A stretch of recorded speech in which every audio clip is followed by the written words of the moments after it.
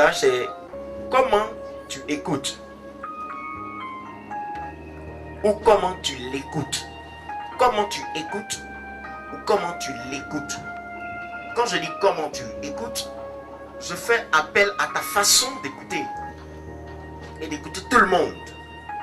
Maintenant, quand je dis comment tu l'écoutes, je mets l'accent sur la façon ou la manière dont tu écoutes une personne.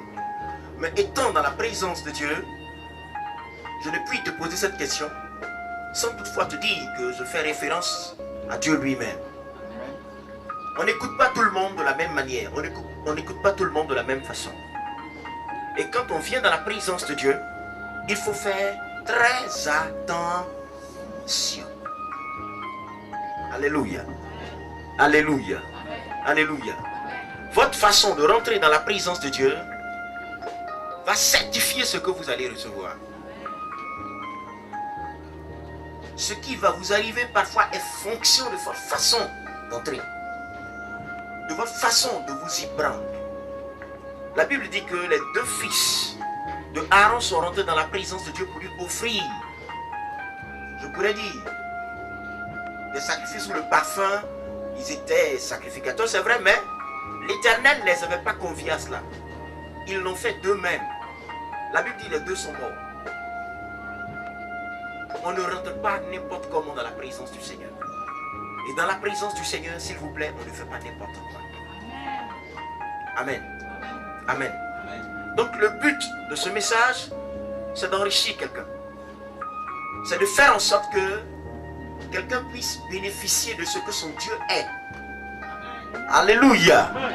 Alléluia. Jacques le chapitre 1, le verset 19. Voilà ce qui est écrit. Soyez prompts à écouter et lents à parler. Amen.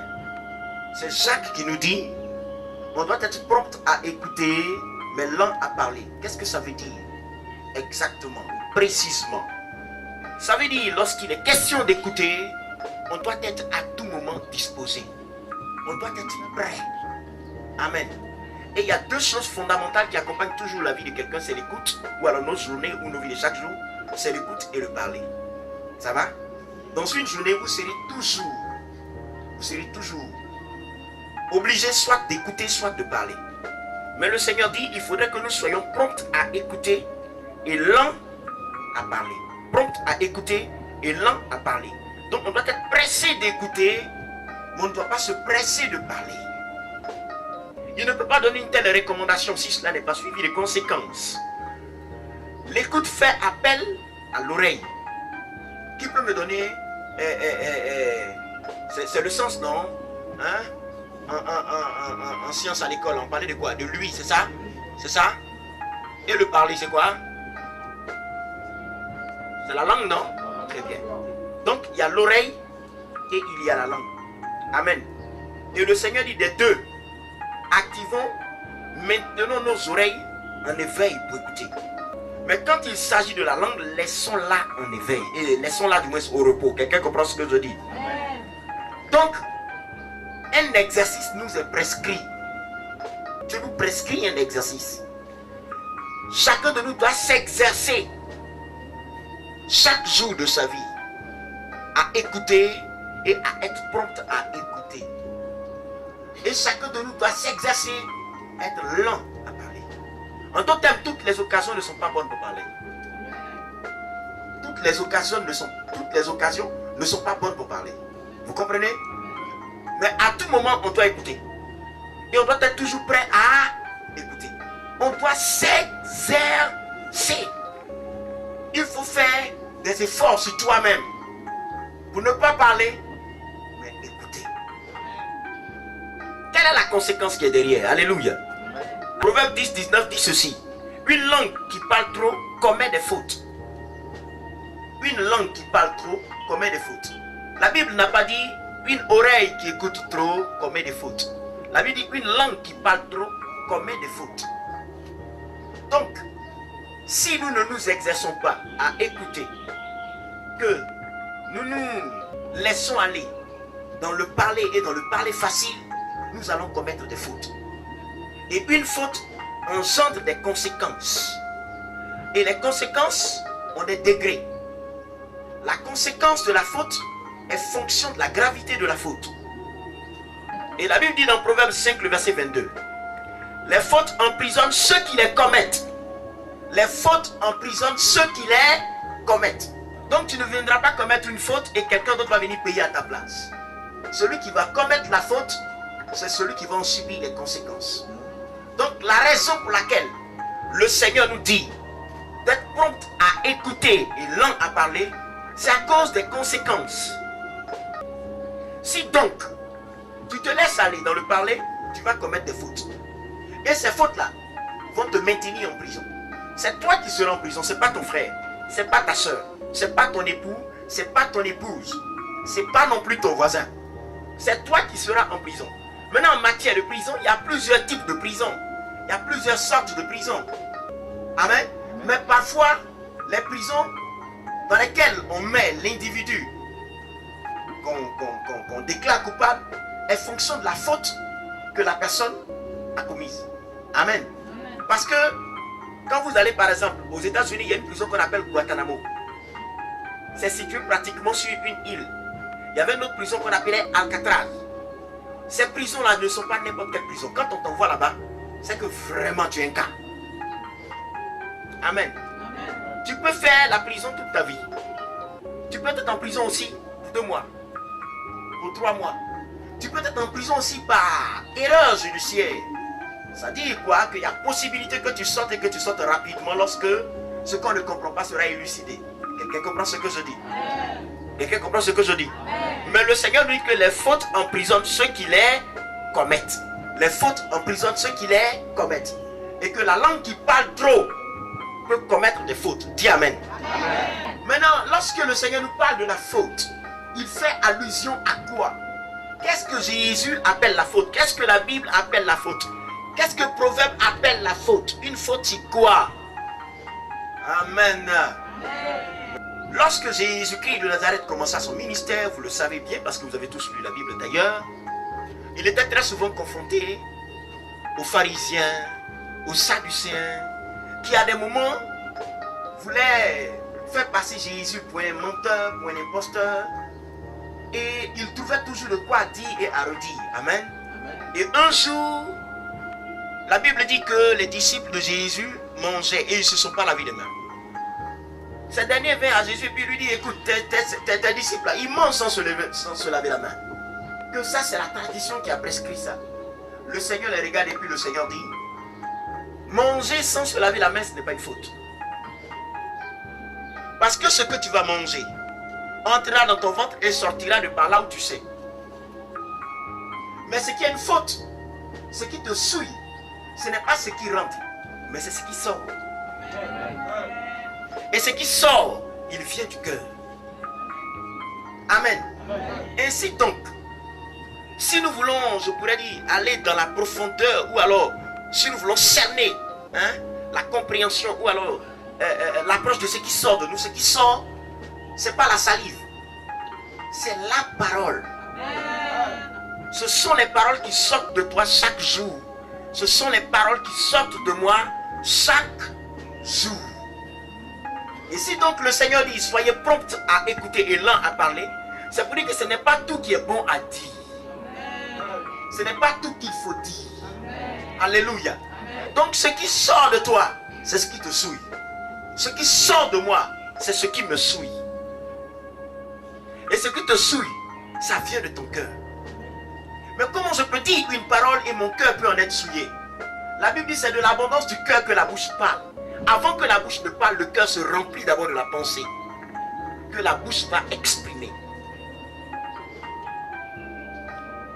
Si tu vois un homme parler de vol, son cœur est rempli de vol. Tu vois un homme parler de mensonge, son cœur s'est rempli d'abord de mensonge. Donc ce qui sort, c'est ce qui a débordé. Vous comprenez? Est-ce que vous comprenez? Et le Seigneur veut que nous soyons purs, que nous soyons saints, que nous soyons sanctifiés. Et pour cela, il dit, ne vous pressez pas d'ouvrir la bouche, de peur que vous ne vous souillez. Mais justement, quand tu as dit une chose que tu ne dois pas dire, c'est une faute. Mais attention, cette faute peut ne pas t'emprisonner dans le monde des hommes ou dans le physique. Mais ça peut t'emprisonner spirituellement. Tu peux dire simplement une parole et puis ta vie va se bloquer. Tu peux dire simplement une chose et puis tout va se gâter autour de toi. Oh, dis-moi amen. Amen. Si donc, c'est ce qui sort de nous qui nous souille, ça veut dire que si tu ne fais pas attention, ta parole va t'envoyer en enfer. Il y en a qui iront en enfer parce que simplement, ils ont trop parlé. Des gens vont se retrouver en enfer parce qu'ils ont dit ce qu'ils ne devaient pas dire. Et la Bible dit que la langue, on ne peut pas la maîtriser. Et que la langue est comme un feu, un petit feu dans une forêt pour dévorer une grande forêt. Un petit feu peut dévorer une grande forêt.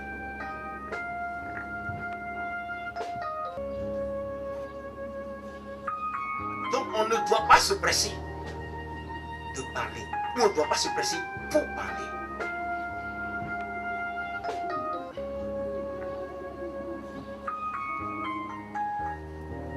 Tu peux ne pas convoiter. Tu peux ne pas envier, tu peux ne pas insulter, tu peux ne pas faire ceci, ne pas faire cela. Mais une seule parole que tu vas sortir dans la journée et ta journée est gâchée. Donc le Seigneur dit, soyez prompt à écouter. Alléluia. Pourquoi le Seigneur dit d'être prompt à écouter? Ta langue peut t'envoyer en enfer, mais ton écoute peut t'envoyer au paradis. Amen. Je dis, ta langue peut t'envoyer en enfer, mais ton écoute peut t'envoyer au paradis. Amen. Si tu sais écouter, tu vas te sauver. Tu sais écouter, tu vas te sauver. Généralement, ceux qui parlent beaucoup sont distraits. Mais ceux qui écoutent sont disposés. Ils font attention à tout ce qui passe.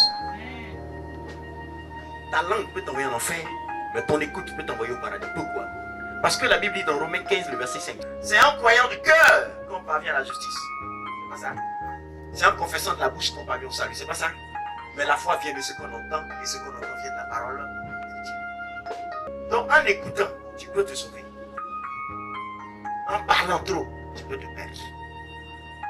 Qu'est-ce que tu choisis aujourd'hui? Touche ton voisin et dis-lui, demande qu'est-ce que tu choisis aujourd'hui. Il faut lui demander. Il faut bien lui demander ça. Demande-lui ça au moins 3 fois ou 4 fois. Alléluia. Donc quand viens dans la maison de Dieu pour parler. Et est-ce que vous savez que vous pouvez parler sans parler? Puisque ce qui sort de la bouche n'est que le reflet de ce qui est dans le cœur. Donc quand on vient dans la présence du Seigneur, ce n'est pas pour parler. C'est pour écouter. Parce qu'on vient ici pour être sauvé. Tu ne peux pas être sauvé si tu n'as pas entendu. Tu ne peux pas être sauvé si tu n'as pas écouté. Waouh, merci Saint-Esprit pour ta gloire. Va élever quelqu'un au milieu de nous dans peu de temps. Amen. Tu ne peux pas être sauvé si tu n'as pas écouté. Le moyen, un des moyens par lesquels Dieu nous sauve, ou par lequel Dieu nous sauve, c'est l'écoute. Et il faut me lire Jean 6 et 60. Cette parole est dure. Cette parole est dure. Qui peut l'écouter? Qui peut l'écouter? Alléluia. Alléluia. L'écoute est parfois fonction de ce qu'on te présente. Et pour écouter, il y a 2 choses qui entrent en ligne de compte. L'intérêt que tu manifestes à ce qu'on te dit et l'humilité avec laquelle tu prends ce qu'on te dit. C'est-à-dire, il y a l'intérêt avec lequel tu écoutes ce qu'on te dit et il y a l'humilité avec laquelle tu prends ce qu'on te dit. Amen. Si tu n'as pas manifesté d'intérêt ou tu n'as pas trouvé d'intérêt dans ce qu'on te dit, tu ne vas pas écouter. On va beau parler, mais tu vas regarder ailleurs. Ton esprit sera distrait. Ton esprit va vagabonder. Parce que ce qu'on te dit ne t'intéresse pas. Maintenant, si ce qu'on te dit t'intéresse, mais que cela va à l'encontre d'un certain nombre de principes que tu t'étais fixé toi-même dans ta pensée ou dans ton esprit, pour que tu écoutes, c'est l'humilité qui va te faire écouter. Amen. Et la Bible dit, Jésus était en face de la foule. Et dans cette foule, il y avait ses disciples. Je vous ai enseigné longtemps sur le disciple-là. Un disciple, c'est un élève. Mais ce jour-là, il a dit des choses. La Bible n'a pas dit la foule. La Bible dit les disciples ont dit, mais cette parole-là est trop dure. Qui peut l'écouter? Et ils l'ont laissé, ils sont partis. Et généralement, lorsque la révélation vient, et quand la révélation nous heurte, parce que justement, il y a une confrontation entre ce que nous avons dans notre cœur ou dans nos pensées et ce qui nous est dit, on trouve que ce qui nous est dit est dur. Maintenant, quand tu vas trouver que la chose est dure, ça ne va pas te guérir. Amen. Tu vas résister à ce que tu entends ou à ce qu'on te dit. Et tant que tu résisteras, l'impact ne viendra pas. Oh, j'ai vu plusieurs personnes dire que le message que parfois je donne est dur. C'est pas. Non, si tu t'intéresses, tu vas voir que c'est pas dur. C'est dur parce que tu dis que c'est dur. C'est dur parce que tu caches quelque chose que tu ne veux pas laisser. C'est dur parce que tu tiens à quelque chose que tu ne veux pas abandonner. Et justement, le message parle de ça. Et comme tu as plus d'importance pour ce que tu caches, tu préfères rejeter le message en traitant le message de message dur. Amen.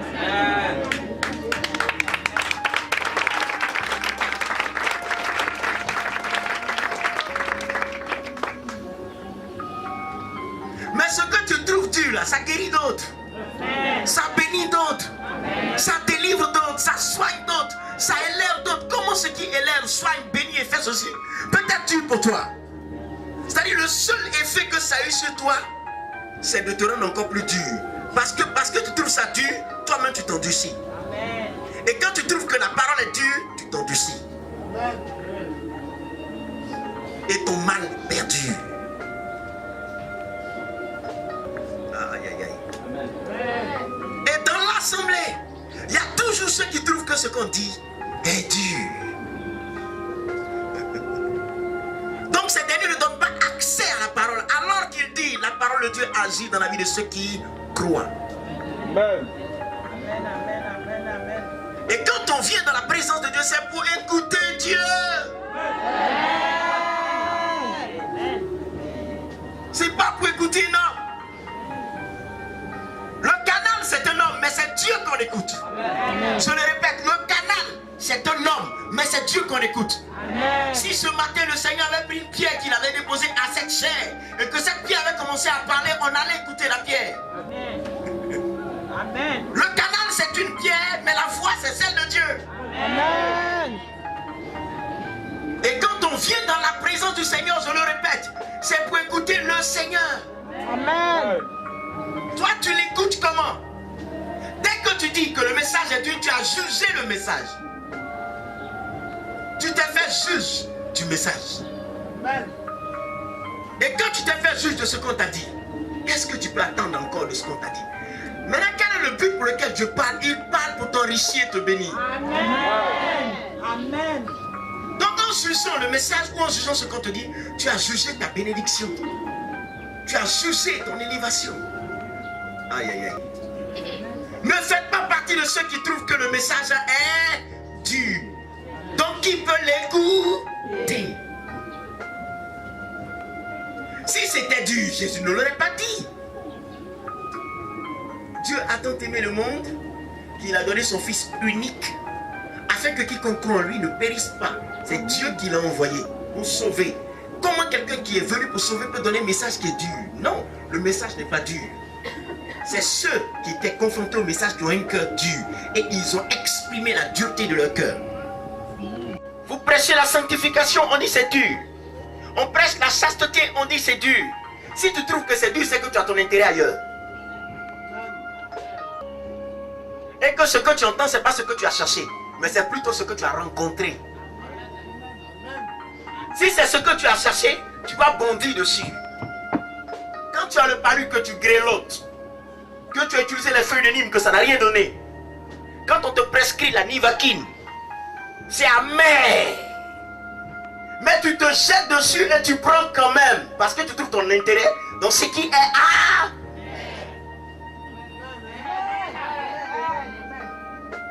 Lisez-moi Luc 21, le verset 38. Luc 21, le verset 38. Le peuple se rendait le matin vers lui. Oui. Dans le temps pour l'écouter. peuple se rendait le matin vers lui dans le temple pour l'écouter. Jésus est encore ici. Et nous tous, nous sommes venus pour l'écouter. Quelqu'un pense que je suis en train de lui enseigner la parole. Écoute-moi bien. Quand je suis ici, là, moi aussi je suis enseigné. Celui qui n'est pas enseigné ne peut pas enseigner. Amen. Pendant que tu trouves que c'est dur, tout le peuple s'en va pour écouter. Lève-toi, va dire à ton frère, ton salut là, c'est pour toi seul. Va dire le salut individuel. Quoi faire? Aïe, aïe, aïe. Quand on va dans le temple, c'est pour quoi faire? Écoutez.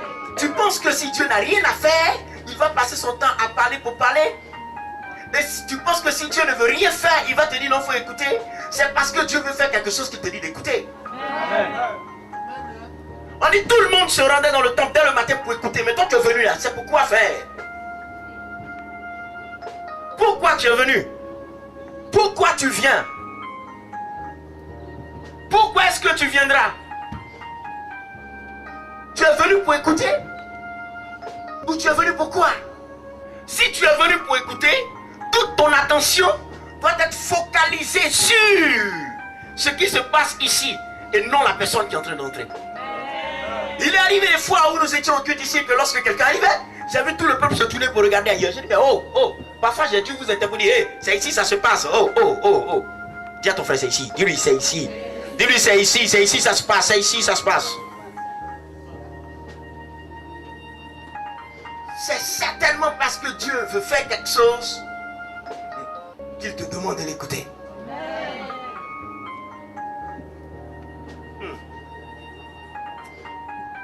Je me souviens d'une croisade.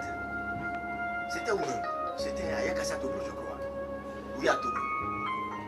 Une dame qui ne pouvait pas se tenir sur son pied, elle avait tellement mal. Je lui dis, tu as mal? Elle dit oui. Tu as mal? Elle dit oui. Je dis, bon, écoute, regarde-moi. Elle regarde son pied, dit regarde-moi. Elle regarde son pied, dit regarde-moi.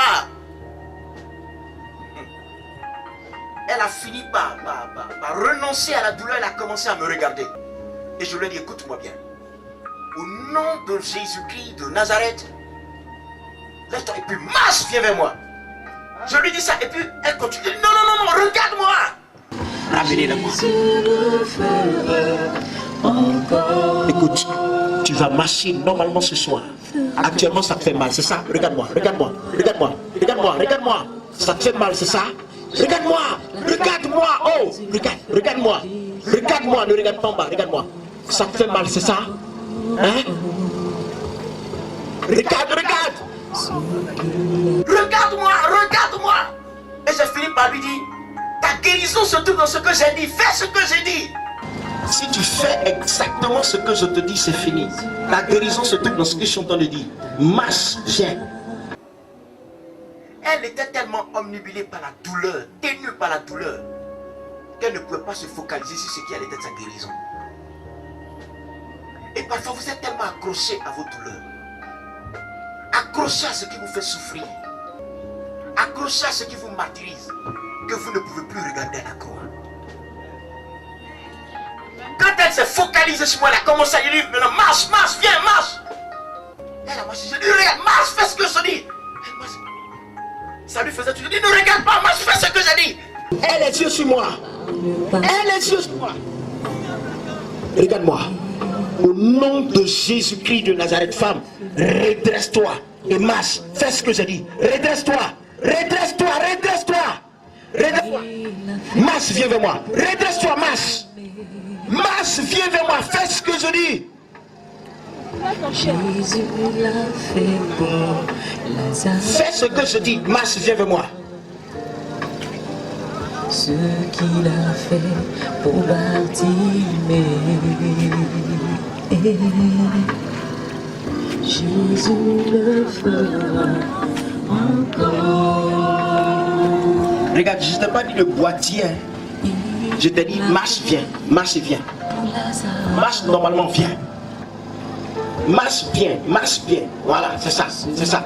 Vas-y, vas-y, vas-y, vas-y, vas-y, vas-y, vas-y, vas-y, viens, viens, viens. Tourne, tourne, viens de ce côté. Tourne, viens de ce côté. Regarde-moi, regarde-moi. Essaie de marcher vite maintenant. Essaie, essaie, essaie, essaie, essaie. Ne regarde pas ton pied, marche. Regarde-moi, regarde-moi, puis marche. C'est ça, viens. Au fur et à mesure que tu marches, la douleur quitte ton pied. La douleur s'en va. La douleur s'en va. Elle s'en va. Elle s'en va. Elle s'en va. Elle s'en va. Elle s'en va. Au fur et à mesure, quand tu arrives à un moment, elle a commencé à courir, puis elle me lève les mains, commence à crier. Oh, tout le monde qui est là maintenant. Wow. Je lui ai dit, tu as vu? Elle s'en va en retour. Elle s'en va en retour. Maintenant, marche vite, maintenant, marche vite. Soulève le pied, soulève le pied. Soulève le pied, soulève le pied, soulève le pied. Soulève le pied. Soulève le pied, marche vite, maintenant. Allez, viens, allez.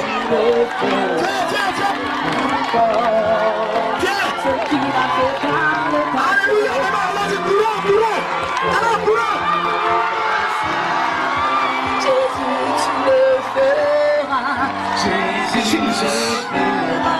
Jesus.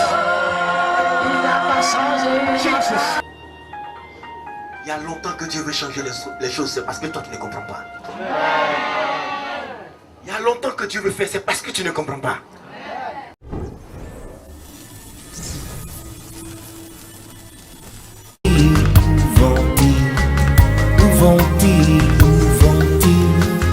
Où vont-ils tous ces gens qui préfèrent l'obscurité à la lumière, le mensonge à la vérité?